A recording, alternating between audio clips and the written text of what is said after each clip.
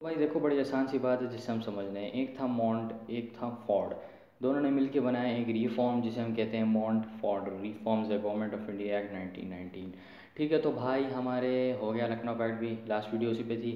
तो आज हमने पढ़ना है मॉन्ट फॉर्ड रिफॉर्म्स। पहले ये टॉपिक हमने पढ़ना है, उसके बाद हमने इसके क्वेश्चंस करने हैं जो आते हैं 7, 14 और 4 मार्क्स वाले। और उसके बाद जो कंबाइंड क्वेश्चंस नहीं आते हैं, जो मैंने आपको कि लखनऊ पैक्ट वाली वीडियो में भी बताया था, और उससे पहले मिंटू मॉडल रिफॉर्म्स वाली वीडियो में बताया था कि ये जो 3 टॉपिक्स हैं ना, इनमें से जो जॉइंट 14 मार्क का क्वेश्चन है ना, वो भी आ जाता है। जिनमें इन तीनों जो टॉपिक्स हैं ना, Montford reforms, Mintu model reforms और लखनऊ पैक्ट, इन तीनों के बारे में आपने लिखना होता है। तो एंड में वही 14 मार्क वाले क्वेश्चन हैं, और काफ़ी ज़्यादा क्वेश्चन है वो। और ये कंपलसरी भी आ जाते हैं ये वाले क्वेश्चन ज़्यादातर। ठीक है, तो वो भी हमने पढ़ लेने। तो सबसे पहले जो मॉन्टफोर्ड रिफॉर्म्स हैं ना, इनको हमने डिवाइड जो करना है इस टॉपिक को, वो पहले बैकग्राउंड पे करना है। ठीक है, इंट्रोड्यूस किए हुए थे, वाई दे वर इंट्रोड्यूस्ड। ठीक है, बैकग्राउंड। उसके बाद हमने इसकी डिटेल्स पढ़नी है, फिर इंडियन रिएक्शन पढ़ना है। और उसके बाद एक छोटा सा और टॉपिक है इसमें इंक्लूडेड, रॉलेट एक्ट। ठीक है, ज़ुबान पे चल रही है, उसको भी हमने पढ़ लेना है। उसमें से भी क्वेश्चन आ जाता है 4 मार्क का ज़्यादातर। तो बस स्टार्ट करते हैं। सबसे पहले तो बैकग्राउंड हमने पढ़ना है मॉन्टफोर्ड रिफॉर्म्स का, क्यों इंट्रोड्यूस हुए थे। तो प्रेशर जो है ना, वो इंडियंस का जो है ना ब्रिटिशर्स पर, वो सेल्फ रूल के रिलेटेड जो है ना ज़्यादा होता जा रहा था दिन ब दिन। ठीक है, जैसा कि हमने पढ़ा, ब्रिटिशर्स ने पहले भी हमने पढ़ा था कि उनका जो है इंडिया से कोई जाने का मकसद नहीं था। वर्ल्ड वॉर 1 में उन्हें काफ़ी डैमेज मिला, लेकिन उसके बाद भी उन्होंने जाना नहीं था इंडिया से। ठीक है, तो 2 में भी यही हुआ था। तो ये हम आगे पढ़ेंगे 2, लेकिन फ़िलहाल अभी हम ये पढ़ते हैं कि ब्रिटिशर्स ने ना फिर यहाँ से जाना नहीं था, और इंडिया में अपनी ग्रिप जो है ना वो मतलब मजबूत करने की कोशिश में ही ना ये रिफॉर्म जैसे बेचते रहते थे। जब भी जो है ना प्रेशर इंडियन से ज़्यादा हो जाता था इंडियंस की तरफ से ब्रिटिशर्स पर कि सेल्फ रूल की डिमांड का। ठीक है, तो वो ये इनका क्या नाम है, ये ब्रिटिशर्स जो नहीं है, ये रिफॉर्म्स ला के ना इनको थोड़ी आहिस्ता आहिस्ता ना थोड़ी थोड़ी ज़्यादा शेयर देते जाते थे गवर्नमेंट में, फिर सिविल सर्विसेज वगैरह में। ठीक है, तो गवर्नमेंट सर्विसेज में, ताकि जो है ना इनको इंडियंस को थोड़ा मनाया जा सके कि ब्रिटिशर्स को इधर रहने दो इंडिया में। जैसे कि इन्होंने पहले भी जो है मिंटू मॉडल रिफॉर्म्स भी जो है क्या नाम है इंट्रोड्यूस कराए थे, वो भी उसमें भी एक बैकग्राउंड यही था। ठीक है, कि जो है ना इंडियंस बहुत ज़्यादा डिमांड कर रहे थे ज़्यादा राइट्स की, और ख़ास तौर पर डिसाइसिव पावर्स की। लेकिन डिसाइसिव पावर इंडियंस को मिली कभी नहीं थी, ये याद रखना है। ठीक है, तो इसका पहला पॉइंट आपने इसी पे लिख देना है कि इंडियंस जो है ना बैकग्राउंड, इसमें पैराग्राफ लिख देना है पूरा बैकग्राउंड के पहले पॉइंट में, कि इंडियंस की तरफ से बहुत ज़्यादा वो आ रहा था प्रेशर। तो आप उसे लिख सकते हो पहले पॉइंट में, वो भी आप पैराग्राफ की जो डिटेल्स हैं उसमें भी डाल सकते हो। उसे क्या कहते हैं, जो मुस्लिम लीग है, कि मुस्लिम लीग का जो पॉलिसी भी थी ना, वो भी पहले थी लॉयल्टी टूवर्ड्स ब्रिटिशर्स। ठीक है, 1911 के बाद जब दिल्ली दरबार में अनाउंस हुआ था reversal of partition of Bengal, king George the 6th ने किया था। ठीक है, तो उसके बाद से जो है ना उन्होंने अपनी पॉलिसी चेंज कर दी थी सेल्फ रूल पे। और जब सेल्फ रूल पे पॉलिसी चेंज हो गई, तो जो है ना इंडियंस पे और ब्रिटिशर्स पे आ रहा था प्रेशर इंडियंस का। तो जो बड़ी मेजॉरिटी थी ना इंडियन की, इंडिया की, वो उन दोनों की तरफ से फिर जो है ना प्रेशर आने लग गया था, हिंदूज की तरफ से भी, मुस्लिम्स की तरफ से भी। ठीक है, और दूसरा पॉइंट आप लिख सकते हो कि जो लखनऊ पैक्ट है ना मुस्लिम्स और हिंदूज़ के बीच में, वो भाई आप बिल्कुल नहीं इग्नोर कर सकते हो। ठीक है, ये दो ऐसी नेशंस हैं, ये हिंदूज़ और मुस्लिम्स, ये इनको यूनाइट देखना ही ना सबसे बड़ा कह सकते हो कि इनको यूनाइट देखना ये एक मिरेकल है। ठीक है ना, ये इंडिया की पार्टीशन से पहले यूनाइटेड थे ना, अभी यूनाइटेड हैं, अभी भी हम देख सकते हैं, अभी तक यूनाइटेड नहीं है दोनों। इनकी दोस्ती आपस में कराते कराते बाकी मुल्क परेशान हो जाते हैं। ठीक है, तो यही चीज़ है। दूसरा हमने लखनऊ पैक्ट में लिख देना है कि भाई ये लखनऊ पैक्ट जो है ना इन दो कम्युनिटीज़ के बीच में, जो कि हमेशा लड़ते रहते थे, ये इनकी यूनिटी बहुत ज़्यादा जो है ना ब्रिटिशर्स के लिए ख़तरनाक थी, और ब्रिटिशर्स परेशान हो गए थे इससे। वो क्यों, क्योंकि इन दोनों की जो पॉलिसी थी वो थी सेल्फ रूल। ठीक है, ब्रिटिशर्स से डिमांड करनी, और जब दोनों यूनाइट हो के ब्रिटिशर्स के अगेंस्ट जो है ना सेल्फ रूल की डिमांड करने लगे और ज़्यादा राइट्स की डिमांड करने लग गए ना, तो इससे क्या हुआ कि जो प्रेशर है ना इंडियंस पे वो डबल हो, और ब्रिटिशर्स पे सॉरी, वो डबल हो गया, ठीक है।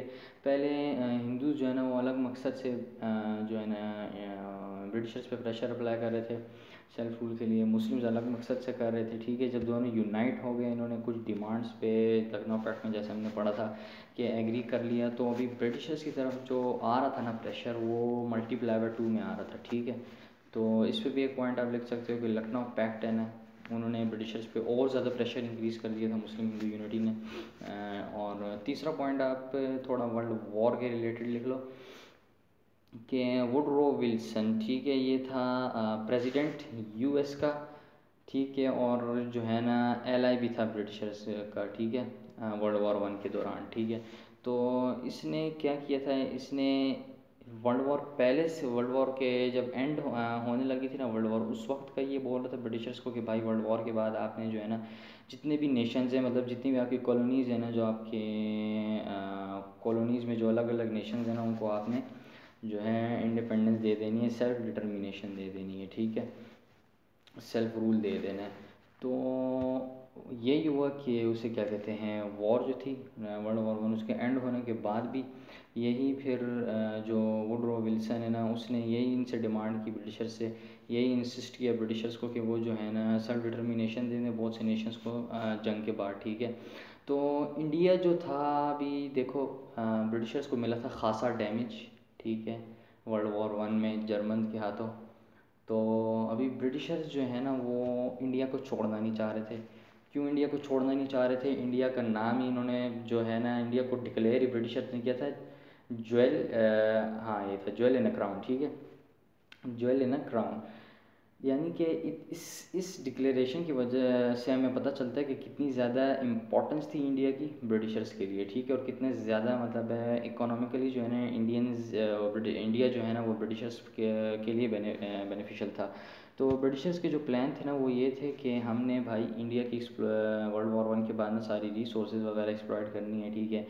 तो वो हमने इंडिया की जो सारी चीज़ें हैं वो बल्क में हमने इंग्लैंड भेजनी है, इंग्लैंड में जाके हमने अपनी फैक्ट्रीज़ जो इंडस्ट्री वगैरह है उसको इम्प्रूव करना है, अपनी जो एक्सपोर्ट और इम्पोर्ट वगैरह फिर से शुरू करके जितना भी डैमेज हुआ ना इस डैमेज को हमने पूरा करना है। और इसीलिए वो इंडिया को छोड़ना नहीं चाह रहे थे। और अगर वो बाकी उनकी जो छोटी मोटी कॉलोनीज़ थी ना, उनमें से अगर किसी को कुछ कॉलोनीज़ को वो अगर दे भी देते ना वो सेल्फ रूल इंडिपेंडेंस, तो वो भी ये ब्रिटिशर्स ये भी नहीं कर सकते थे। वो क्यों? क्योंकि अगर बाकी कॉलोनीज़ को वो सेल्फ रूल दे देते तो उससे क्या होता है, जो इंडिया है ना, फिर इंडिया में हद का प्रेशर ज़्यादा बढ़ जाता। फिर इंडियंस बोलते कि आपने उन्हें दिए, हमें भी चाहिए, ठीक है। ये एक जो है कह सकते हो लॉजिकल सी भी बात है, ठीक है। दूसरों को इंडिपेंडेंस मिलेगी, ज़ाहिर है इंडिया भी ब्रिटिशर्स की कॉलोनी थी, इंडियंस भी मांगेंगे इंडिपेंडेंस ब्रिटिशर्स से, ठीक है। तो ये हमारा 3 पॉइंट्स हो गए। 7 मार्क का क्वेश्चन भी आ जाता है इस पर कि वाई मॉन्टफोर्ट रिफॉर्म्स और इंट्रोड्यूस्ड, ठीक है। तो उसमें आप ये बस लिख सकते हैं आराम से, आपको फिर जो है ना 7/7 लेने से कोई नहीं रोक सकता। अभी डिटेल्स पे आ जाते हैं। बेसिकली इसे हम मॉन्टफोर्ट रिफॉर्म्स को हम ये भी कहते हैं कि गवर्नमेंट ऑफ इंडिया एक्ट 1919, ठीक है। गवर्नमेंट ऑफ इंडिया मतलब इसमें इंडिया की जो गवर्नमेंट है ना वो इंट्रोड्यूस हुई थी कि इंडिया में डिक्टेटरशिप होगी या डेमोक्रेसी होगी या क्या होगा। वैसे ये डेमोक्रेसी वगैरह थी तो नहीं कुछ, ठीक है। ये जो रिफॉर्म्स हैं जो इंट्रोड्यूस हुए थे इसमें डेमोक्रेसी वगैरह कुछ नहीं थी। ये बस जो थोड़े से कंसेशंस नहीं है ये इंडियंस को दिए थे इन्होंने, ताकि जो इंडियंस हैं थोड़े खुश हो जाएं और ब्रिटिशर्स की जो इंडिया में रहने का जो टाइम है ना वो थोड़ा इंक्रीज़ हो जाए। सिर्फ ये इनका जो है ना वो था माइंडसेट था रिफॉर्म्स इंट्रोड्यूस करने के पीछे, ठीक है। तो पहला पॉइंट लिख लो कि जॉइंटली ड्राफ्ट किए थे लॉर्ड क्लेम्सफोर्ड ने, ठीक है, ये वाइसरॉय थे इंडिया का उस वक्त, और जॉन मॉन्टेग्यू ने, ये था भाई सेक्रेटरी ऑफ स्टेट, ठीक है, इंडिया का सेक्रेटरी ऑफ स्टेट था। इन दोनों ने जो है ना मिल के ये बनाए थे रिफॉर्म्स जिन्हें हम कहते हैं मॉन्टफोर्ट रिफॉर्म्स, ठीक है। इनको इशू इंडिया में किया गया था जुलाई 1919 की जुलाई में, ठीक है। इसमें बेसिकली ये हुआ था कि जो है पार्लियामेंट्री सिस्टम होगा इंडिया में, ठीक है। यानी कि एक अपर हाउस होने वाला है, एक लोअर हाउस होने वाला है। अपर हाउस जो था वो था काउंसिल ऑफ स्टेट्स, ठीक है। काउंसिल ऑफ स्टेट्स में थी भाई 60 सीट्स, ठीक है। 60 मेंबर्स थे काउंसिल ऑफ स्टेट्स में, और जिनमें से 33 जो थे ना वो इलेक्ट होने थे, और बाकी जो थे उनको ब्रिटिशर्स जो है ना उन्होंने नॉमिनेट करना था, बाकी जो 27 थे, ठीक है। और अगर हम लेजिस्लेटिव असेंबली की बात करें, वो थी लोअर हाउस, ठीक है। उसमें थी 145 सीट्स। 145 में से 103 जो है ना वो इलेक्टेड होंगे, बाकी जो होंगे वो ब्रिटिशर्स नॉमिनेट करेंगे उनको, और 103 में से 32 जो होंगे ना वो होंगे मुस्लिम्स, ठीक है। ये इसकी डिटेल्स थी। साथ ही साथ एक काउंसिल ऑफ प्रिंसेस भी इन्होंने फॉर्म किया था, ठीक है। उसमें 108 सीट्स थी। इसका हम कह सकते हैं काउंसिल ऑफ प्रिंसेस का ये भी एक टॉकिंग शॉप थी, ठीक है, बातों की दुकान, या कुछ और कह लो, गोलगप्पे की दुकान, गप्पों की दुकान, ठीक है, गपशप की दुकान थी ये। तो इसमें डिसाइसिव पावर्स इन्हें कोई नहीं दी हुई थी। 108 सीट्स थी, सारे इंडियंस थे इसमें, और प्रिंसेस के साथ इनका बस यही बात करनी थी कि ये लॉ सही नहीं है, ये लॉ सही है, ठीक है, इंडिया के लिए, और ये होना चाहिए, ये नहीं होना चाहिए। बेशक अगर इंडियंस अपनी जो है ना वो नाराज़गी भी उनसे का इजहार भी करें उनसे कि भाई नहीं ये लॉ अच्छा नहीं है इंडिया के लिए, या आप इंट्रोड्यूस ना कराओ, डिसाइसिव पावर्स उनके पास थी नहीं, ब्रिटिशर ने फिर भी इंट्रोड्यूस उसे करा देना था। वो बस एक टॉकिंग शॉप टाइप था, ठीक है, कोई डिसाइसिव पावर्स नहीं थी इससे प्रिंसेस, काउंसिल ऑफ प्रिंसेस के पास, ठीक है। तो फिर प्रोविंशियल लेवल, ठीक है, ये पार्लियामेंट था ना ये सेंट्रल लेवल था। प्रोविंशियल लेवल पे क्या हुआ है कि डायरकी जो है ना, डायरकी DIARCHY, ठीक है, ये इंट्रोड्यूस हुई थी। डायरकी बेसिकली कहते हैं कि जो रिस्पॉन्सिबिलिटीज़ है ना टोटल, वो दो वो डिवाइड बाय टू करना होता है उसको, ठीक है। एक जो है ना एग्जीक्यूटिव, इसमें जो हुआ था बेसिकली वो ये हुआ था कि जो जितनी भी रिस्पॉन्सिबिलिटीज़ थी, या कह सकते हो जितने भी सब्जेक्ट्स थे ना गवर्नमेंट के, जैसे कि अफेयर्स हो गए, फॉरेन अफेयर्स कर लो, डिफेंस कर लो, ये दो तो वैसे होते उसके पास थे, ब्रिटिशर्स के पास, ठीक है। कभी कभार गवर्नर के पास हो जाते थे, कभी कभार वो उनके पास उन्हें क्या कहते हैं, वाइसरॉय के पास, ये डिफेंस और फॉरेन अफेयर्स वगैरह। तो ये मैं बस एग्जांपल दे रहा हूँ कि सब्जेक्ट्स थे इस तरह के, ठीक है, रिस्पॉन्सिबिलिटीज़ कह लो, सब्जेक्ट्स जो भी। तो उनमें इनको डिवाइड किया था टू से। एक को नाम दिया था ट्रांसफर्ड रिस्पॉन्सिबिलिटीज़ या ट्रांसफर सब्जेक्ट्स, और दूसरे को नाम दिया था रिजर्व्ड रिस्पॉन्सिबिलिटीज़, ठीक है। तो ये जो रिजर्व रिस्पॉन्सिबिलिटीज़ थी ये उठाई थी गवर्नर ने। गवर्नर होता था ब्रिटिश, ठीक है, ये ब्रिटिशर होता था गवर्नर और इंडिया का, और ये था इंचार्ज एग्जीक्यूटिव काउंसिल का, ठीक है। और अगर हम ट्रांसफर रिस्पॉन्सिबिलिटीज़ की बात करें, ये मिले थे भाई प्रोविंशियल मिनिस्टर्स को, जो कि इंचार्ज थे प्रोविंशियल लेजिस्लेटिव काउंसिल्स के, ठीक है। और ये जो प्रोविंशियल मिनिस्टर्स हैं ना, ये भी वाइसरॉय ने खुद ही इलेक्ट किए थे, ठीक है। वाइसरॉय को भी डिक्लेयर किया था इसमें हेड ऑफ़ द स्टेट, ठीक है। ये मॉन्टफोर्ड रिफॉर्म्स के अंदर head of the state, India का हेड डिक्लेयर किया था वाइसरॉय को। तो अभी इसमें एक और बात बताएं कि जिसकी वजह से इंडियंस ने इसे अपोज भी किया था, वो हम पढ़ेंगे। तो वो ये थी कि रियल पावर्स जो थी वो फिर भी ब्रिटिशर्स के पास ही थी, ठीक है। वो क्यों? वॉइसरॉय ब्रिटिशर था, गवर्नर भी ब्रिटिशर था, ठीक है। वॉइसरॉय सेंट्रल लेवल पे किसी भी लॉ को वेटो कर सकता था, एक्सेप्ट कर सकता था, पास कर सकता था, ठीक है, सेंट्रल लेवल के लॉज वगैरह पे, ठीक है। और जो गवर्नर था उसकी मर्ज़ी होती है, वो अपनी इमरजेंसी पावर्स वगैरह यूज़ करके ना प्रोविंशियल जो मिनिस्टर्स हैं उनको भी डिसमिस कर सकता था, प्रोविंशियल लेजिस्लेटिव काउंसिल वगैरह ना इनको भी ये डिज़ोल्व कर सकता था, ठीक है। और साथ ही साथ गवर्नर के पास भी लॉज वगैरह वेटो करने की और एक्सेप्ट और जो है ना क्या नाम है रिजेक्ट करने की ना पावर्स थी। इसीलिए हम कहते हैं कि रियल पावर्स फिर भी थी ब्रिटिशर्स के पास ही, इसलिए इंडियंस ने भी इसे बहुत ज़्यादा वो किया, अपोज किया, ठीक है। तो यही चीज़ थी। और आखिरी एक पॉइंट है कि उसे क्या कहते हैं, ये जो वोटर्स थे ना वो भी इंक्रीज़ कर दिए गए थे 25% से, ठीक है। अभी 5.5 million Indians out of 250 million Indians ना, इनको वोट का जो है ना वो राइट दिया गया था, 5.5 मिलियन इंडियंस को, ठीक है। लेकिन फिर भी 250 मिलियंस एक बहुत बड़ी वो है, ठीक है।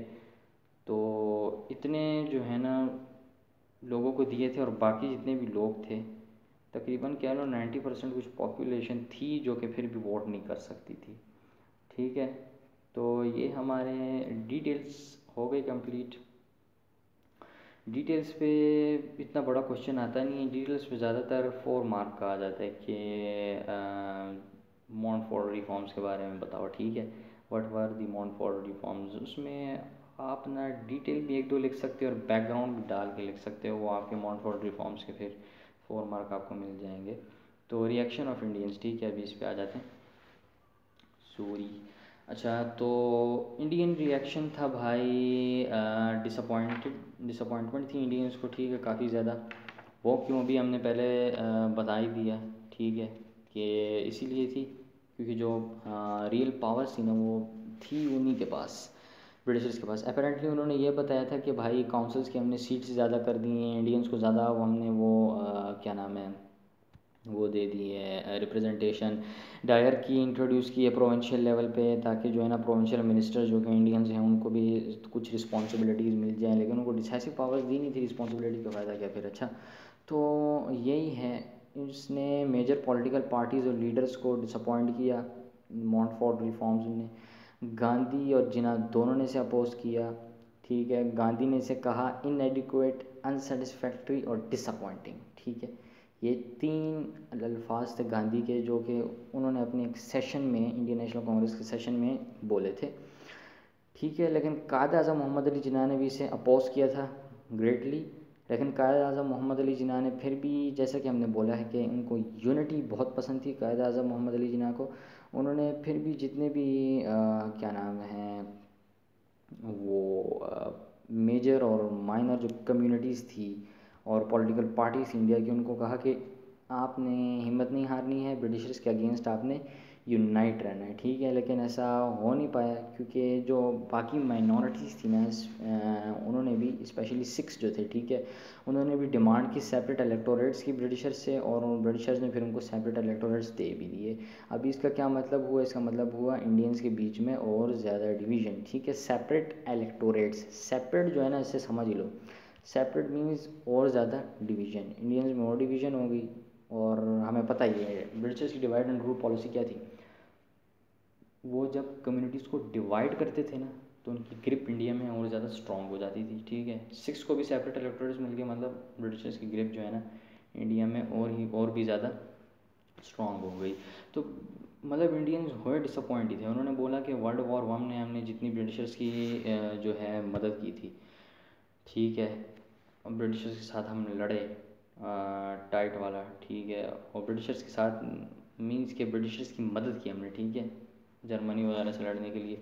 तो उनके ख़्याल में ना इतना उन्हें कुछ नहीं मिलना चाहिए था, इससे ज़्यादा मिलना चाहिए था। उनको चाहिए थी बेसिकली डिसाइसिव पावर्स, लेकिन उनको डिसाइसिव पावर्स कतई नहीं मिली, ठीक है। तो इसी बात पे उन्होंने अपोज किया था इन्हें, और उनका आपने लाजमी इंक्लूड करना है कि उन पे एक पैराग्राफ लिख देंगे, रियल पावर जो थी वो गवर्नर्स पे थी, गवर्नर के पास थी और वाइसरॉय के पास थी। गवर्नर प्रोविंशियल लेवल पे गवर्नर के पास, सेंट्रल लेवल पे वाइसरॉय के पास, ठीक है। तो ये हो गया हमारा भाई रिएक्शन ऑफ इंडियंस भी। अभी दी रॉलाट रॉलाट रॉलाट RW रॉ LAEE लाट रॉलाट एक्ट, ठीक है। अभी ये स्टार्ट करते हैं, ये भाई था क्या एक्ट बेसिकली। तो देखो, अपोजिशन का मतलब क्या है, अपोजिशन का मतलब ज़ाहिर सी बात यही है कि अब वायलेंस नहीं कह सकते हैं, वैसे पीसफुल अपोजिशन भी होती है, लेकिन इंडियंस पता है ना इंडियंस क्या चीज़ है, इंडियंस जब तक वायलेंस नहीं करते हैं ना इनको कुछ मज़ा नहीं आता है, ठीक है। जैसे कि आप इंडिया को तो पता ही है सबको, अभी जो प्रेजेंट डे पाकिस्तान है ना इसका भी आप देख ही सकते हैं, हम भी वैसे बैकग्राउंड इंडियंस ही हैं, ठीक है। तो वो इंडियंस जब तक वायलेंस नहीं होता ना इनको मज़ा नहीं आता। तो इन्होंने सबसे पहले मॉन्टफोर्ड रिफॉर्म्स पे इन्होंने वायलेंस दिखाया, पार्टीशन ऑफ बंगाल पे भी वायलेंस दिखाया, मॉन्टफोर्ड रिफॉर्म्स को उन्होंने अपोज करने के बाद इस पे भी वायलेंस दिखाया, ठीक है। तो ब्रिटिशर्स ने इनके जो ये वायलेंट रिएक्शन है ना ये बड़े गौर से इन्होंने ऑब्ज़र्व की, ठीक है। तो इन्होंने डिसाइड किया कि भाई ये लातों के भूत हैं, ये बातों से नहीं मानते हैं, इनके लिए जो है ना स्ट्रिक्ट एक्शंस लेने पड़ेंगे इनके ख़िलाफ़, ठीक है। तो क्या हुआ था कि ये जो है ना मॉन्टफोर्ड रिफॉर्म्स, ठीक है, ये इंट्रोड्यूस होने से पहले ये हुआ था, ठीक है। दिसंबर 1917 में ये हुआ था कि कमेटी जो है ना वो इंट्रोड्यूस हुई थी, ठीक है, वो एक फॉर्म हुई थी, चीफ जस्टिस थे रॉलार्ड, ठीक है, और इनके अंडर फॉर्म हुई थी इन्वेस्टिगेट करने के लिए कि इंडिया में जो रेवोल्यूशनरी अटैम्प्ट्स वगैरह नहीं है, यानी कि कितनी बगावतें हो रही हैं और कहाँ कहाँ अपोजिशन हो रही है इंडियंस के ख़िलाफ़, और कितनी, और ब्रिटिशर्स के ख़िलाफ़ सॉरी, और कितनी हो रही है और क्या करना चाहिए, मतलब इसलिए ये जो कमेटी है ना ये फॉर्म की थी। तो फिर इस कमेटी ने 1918 में ये कंक्लूड किया कि भाई हमें इन्वेस्टिगेशन की ज़रूरत ही नहीं है, जो ब्रिटिशर्स हैं वो खुद भी देख सकती है गवर्नमेंट के इधर एम्पल एविडेंसेस हैं, एम्पल मतलब इनफ, ठीक है, एम्पल एविडेंसेस हैं कि इंडिया में जो है ना रेवोल्यूशनरी अटैम्प्ट्स हो रही हैं, एक्टिविटीज़ हो रही हैं, वायलेंस इधर बढ़ता जा रहा है, ब्रिटिशर्स के खिलाफ डिमांड ऑफ सेल्फ रूल और इंक्रीज़ हो रही है, ठीक है। तो कुछ जो है ना इनके ख़िलाफ़ जो ये कमेटी है इसने बोला कि स्ट्रिक्ट जो मेजर्स हैं ना उनको लेना पड़ेगा, और उन्होंने 3 चीज़ें बताई, ठीक है, जो कि डिफेंस ऑफ इंडिया एक्ट में ये एक्ट आया था, ठीक है, बहुत पुराना ये एक्ट उस वक्त आया था, ये क्या नाम है, पार्टीशन ऑफ बंगाल से पहले का भी आया था, ठीक है ये। तो उस एक्ट में जो है ना इन्होंने वो करना था, जो है 3 चीज़ें इसने ये कमेटी ने बताई थी कि इंट्रोड्यूस करवाई थी कि ये 3 जो है ना मेयर्स आप इन पे प्रैक्टिस करें, इंडियंस जो है ना खुद ब खुद इंसान के बच्चे बन जाएंगे, ठीक है। सबसे पहला था अरेस्ट विदाउट वारंट। इसका क्या मतलब हुआ कि बग़ैर किसी इन्वेस्टिगेशन वगैरह के, ठीक है, जो भी बंदा आपको जिस पे शक हो रहा हो ना उसको आपने अरेस्ट कर लेना है, बेशक आप उस पर इन्वेस्टिगेशन ना जो है ना स्टार्ट करें, उसका कोई मतलब गलती प्रूव ना हो, आपको जिस पे शक हो रहा है ना आप उसको अरेस्ट कर लें बगैर किसी इन्वेस्टिगेशन के। दूसरा था डिटेंशन विदाउट बेल, ठीक है, मतलब जब तक ब्रिटिशर्स चाहेंगे जो बंदा कैद हुआ है ना बगैर किसी कसूर के भी, जो बंदा कैद हुआ है ना वो कैदी ही रहेगा जब तक ब्रिटिशर चाहेंगे। उनकी बेल पे ज़मानत नहीं हो सकती। बेल जैसे कि इसका उर्दू वर्ड क्या था यार, वो जो पैसे दे के नहीं जो है निकलवाते हैं प्रिजनर को जेल से, इसका उर्दू वर्ड मैं भूल गया हूँ, बस समझ जाओ, पैसे दे के जो नहीं जेल से निकलवाते, कहते हैं ये पैसे देने वाला काम वगैरह भी कुछ नहीं होगा, जितनी मर्जी ब्रिटिशर्स चाहें ऐसे जेल में डाल के रखेंगे। और साथ ही साथ ना तीसरा पॉइंट ये था कि the rights of provincial government to order people where to live. अभी प्रोविंशियल गवर्नमेंट है ना उसकी मर्ज़ी है, और प्रोविंशियल गवर्नमेंट में जो डिसाइसिव पावर्स थी वो थी कि इसके पास गवर्नर के पास जो कि था ब्रिटिशर्स, ठीक है। तो उसके जो प्रोविंशियल गवर्नमेंट है ना उसका फिर काम था कि जो बंदा आपसे अपोजिशन कर रहा है ना उसको डिसाइड कर लो कि उसने कहाँ रहना है कहाँ नहीं रहना है। उसका घर बेशक आप उठा के जो है ना उस जगह पे जहाँ पर वो रह रहा है उधर बेशक आप उसको रहने के लिए मना कर दो, उधर उसका रहना बैन लगा दो, कहीं और उसको भिजवा दो, ठीक है। जो भी मतलब है ये कुछ कह सकते हो अनफेयर चीज़ें थी, तो ये इंट्रोड्यूस करवाई थी ताकि इंडियंस को इंसान का बच्चा बनाया जा सके, लेकिन ऐसा हुआ नहीं, क्योंकि जितने ये स्ट्रिक्ट मेजर्स लेते जा रहे थे ना ब्रिटिशर्स उतने ही ज़्यादा जो इंडियंस का वायलेंस वगैरह और डिमांड जो है ना सेल्फ रूल की वो उतनी ज़्यादा इंक्रीज़ होती जा रही थी, साथ ही साथ वैलिड भी होती जा रही थी, ठीक है। तो ये हुआ, तो फिर जितने भी जो हैं मेजर इंडियन लीडर्स हैं ना उन्होंने इसे अपोज किया। मेजर का क्या मतलब, कायद अज़म मोहम्मद अली जिन्ना, महात्मा गांधी, महात्मा मोहनदास गांधी, और इंडियन नेशनल कांग्रेस मुस्लिम लीग, पार्टीज का नाम भी लिख लो, ठीक है।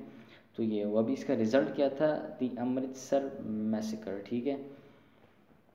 तो इस मैसेकर में क्या हुआ था बेसिकली, वायलेंस क्योंकि बढ़ता जा रहा था तो जो है ना पब्लिक मीटिंग्स वगैरह, ठीक है, ये बैन कर दी थी, और न्यूज़पेपर वगैरह बैन कर दिए थे, क्योंकि न्यूज़पेपर में जो आर्टिकल्स आ रहे थे ना वगैरह वगैरह वो ब्रिटिशर्स के ख़िलाफ़ आ रहे थे, और जो इंडियन नेशनलिज़म है ना उसको जो है ना इंक्रीज़ करने वाले आ रहे थे, ठीक है, ऐसे आर्टिकल्स लिखे जा रहे थे। तो ये सारी चीज़ें इसलिए ब्रिटिशर्स ने बैन कर दी थी। लेकिन क्या हुआ था कि 1919 में ही मॉन्टफोर्ट रिफॉर्म्स के बाद जो है 20,000 लोग, जलियांवाला पार्क है, ठीक है, अमृतसर में, तो उधर वो जमा हुए थे, ना उनके पास कोई वेपन था ना कुछ था, बस एक पार्क था बड़ा सा, उधर वो एक प्रोटेस्ट कर रहे थे, और प्रोटेस्ट भी कोई शोर शराबे वाला नहीं, बस एक पीसफुल प्रोटेस्ट था, ठीक है, ब्रिटिशर्स के ख़िलाफ़। तो जो है एक बंदा था अकल से थोड़ा पैदल उसका नाम था जनरल डायर, ठीक है। तो ये लोकल जो अथॉरिटी नहीं है, ब्रिटिशर्स की पुलिस कह सकते हो, ठीक है, उसका इंचार्ज था ये अमृतसर का। तो उधर इसने क्या किया, जब इसने देखा कि ये हरकतें हो रही हैं, इसने बोला कि जब इन्हें पता है कि हमने बैन लगाया हुआ है पब्लिक मीटिंग्स पे, न्यूज़पेपर वगैरह पे, ठीक है, तो ये क्यों फिर पब्लिक मीटिंग करने के लिए और प्रोटेस्ट, ये क्यों पब्लिकली मीट हुए हैं और ये क्यों हमारे खिलाफ़ प्रोटेस्ट कर रहे हैं। तो ये इस जनरल डायर के बच्चे ने क्या किया, ट्रूप्स लेके गया उधर, ठीक है, जगह को इसने जो है जितने भी दरवाजे थे, ठीक है, उस पार्क के, ठीक है, तो पार्क में बोल रहा हूँ, सॉरी, इट्स बाग, जलियांवाला बाग, ठीक है, इस बाग के जो है ना जितने भी डोर्स थे उसको इसने सील करवा दिया और बग़ैर किसी वार्निंग के डायरेक्ट शूट आउट दे दिया। डराने वाला शूट आउट नहीं, डायरेक्ट शूट आउट, ठीक है, एक तो होता है ना डराने वाला शूट आउट, बंदा आए तो ऊपर फायरिंग करे हवा में, ठस ठस ठस, ताकि जो सामने लोग हैं ना वो डर जाएं और प्रोटेस्ट वगैरह रोक दें। उसने ये नहीं, उसने बोला सीधा जो बंदे खड़े हुए हैं ना सामने, उनको जो है ना आप लोगों ने कर ठोकना है, ठीक है।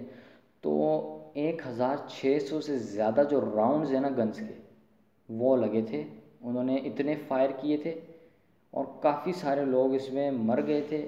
4000 मरे थे, 4000 नहीं, 400 मेरे ख्याल से मरे थे और बाकी ज़ख्मी हुए थे, ठीक है। 400 मरे थे या पता नहीं ज़ख्मी हुए थे, इन दोनों में से कुछ एक हुए थे। 400 लोग या तो मरे थे या तो ज़ख्मी हुए थे और बाकी जितने भी हैं ना वो वूंड, उनको वूंड्स लग गए थे, ठीक है।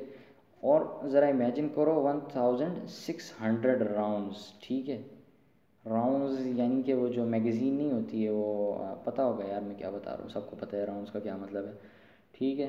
तो ये जो था ये एक मैसेकर था और इसने इंडियंस की अपोजिशन और गुस्सा और भी ज़्यादा इंक्रीज़ कर दिया था। और उसके बाद ऊपर से ब्रिटिश गवर्नमेंट ने इसके साथ किया क्या था, सिर्फ इसको जो है ना इसकी अथॉरिटी से जो है ना हटा दिया था, ठीक है।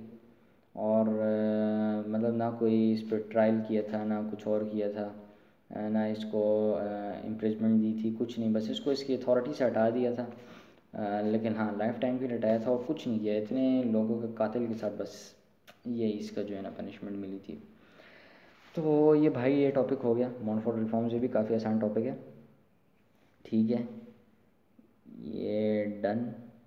क्या क्या पढ़ा था हमने, हाँ, बैकग्राउंड, डिटेल्स, इंडियन रिएक्शन और रॉलैट एक्ट, ठीक है, रॉलैट एक्ट, नाम मेरे से लेने नहीं होता, बड़ा मुश्किल है, ठीक है। ये हो गए हैं डन। अभी आते हैं क्वेश्चन आंसर्स की तरफ।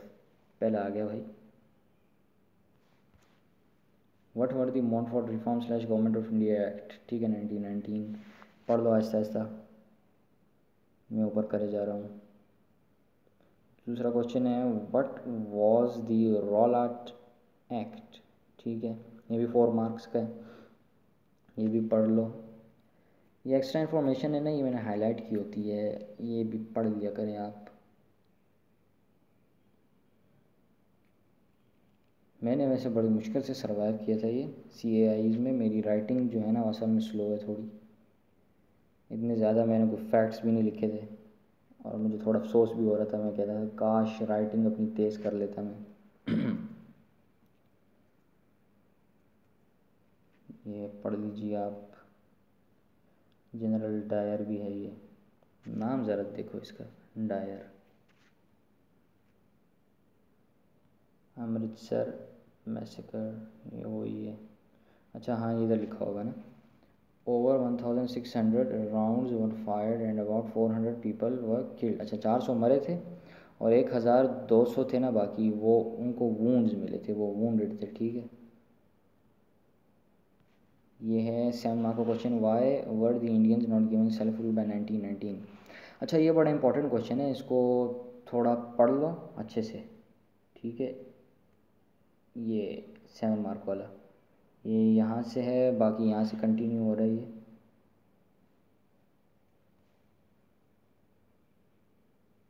इसमें सबसे पहले तो आपने उसके बारे में बता देना है, वर्ल्ड वॉर 1 के बारे में, कुछ जर्मनी से जो है ना बड़ा टाइट ब्रिटिशर्स को वो मिला था, उसे क्या कहते हैं,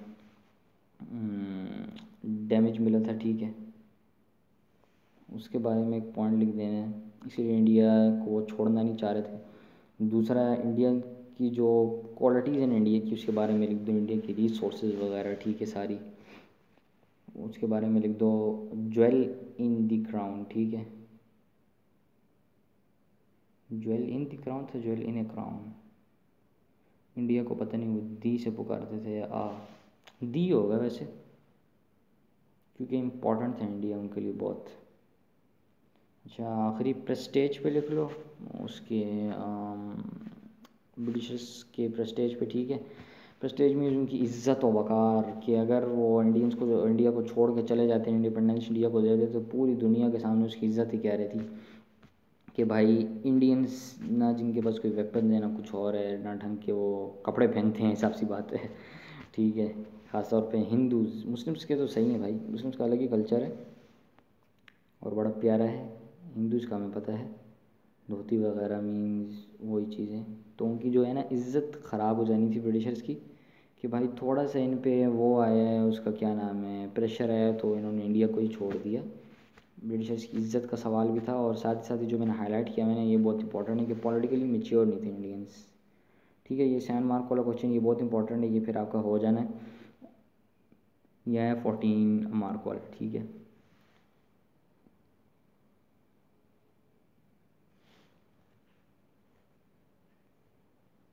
यहाँ से कंटिन्यू है।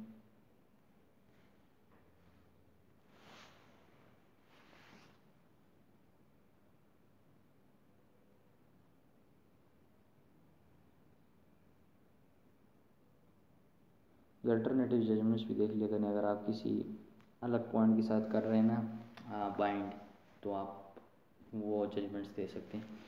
अच्छा, ये एक और 14 मार्क वाला आ गया, यहाँ से कंटिन्यू होएगा ये।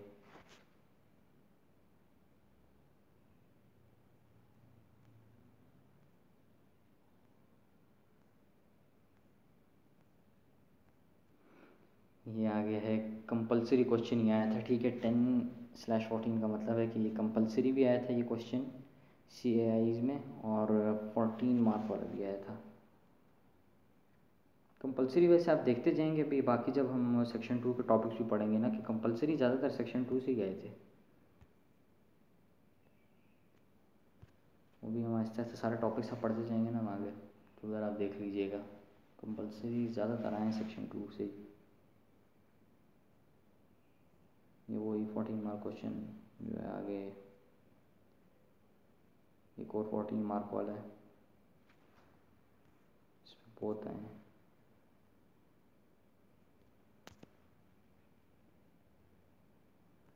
तो आंसर इनके सेम, लेकिन फिर भी पढ़ लें, कभी कभार कोई एक्स्ट्रा इन्फॉर्मेशन भी नज़र आ जाती है। इन्फॉर्मेशन जो है ना एक्स्ट्रा, वो बहुत ज़्यादा इम्पोर्टेंट होती है। अच्छा, ये 3 और 5 मार्क वाला क्वेश्चन है, ये भी देख लो। ये वही 14 मार्क वाला क्वेश्चन है। अच्छा, ये ऊपर ये वही वो हो रहा था, कंटिन्यू हो रहा है, ये 3 मार्क वाला। नीचे सोर्स भी देख लो, ये देखिए जनरल डायर है, ये घोड़े पे बैठा हुआ साला। ये 5 मार्क वाला बाकी इधर हो रहा है कंटिन्यू, और ये डन हो गया। तो भाई आज का टॉपिक हो गया डन, ठीक है। ये तीनों आसान टॉपिक्स थे, क्या नाम है इनका, हिंदू मॉडल, लखनऊ पैक्ट और मॉन्टफोर्ट, ठीक है। और ओए ज़हीरुद्दीन मोहम्मद बाबर आ गया, ठीक है। तो बस यही था। नेक्स्ट वीडियो के लिए अल्लाह हाफिज़। कोई भी प्रॉब्लम, क्वेश्चन, कुछ भी हो, कमेंट सेक्शन मिला हुआ है, बड़ी ज़बरदस्त किस्म की चीज़ होती है वो, ठीक है। उधर कमेंट कर लीजिए अगर कोई प्रॉब्लम कुछ भी है। अल्लाह हाफिज़।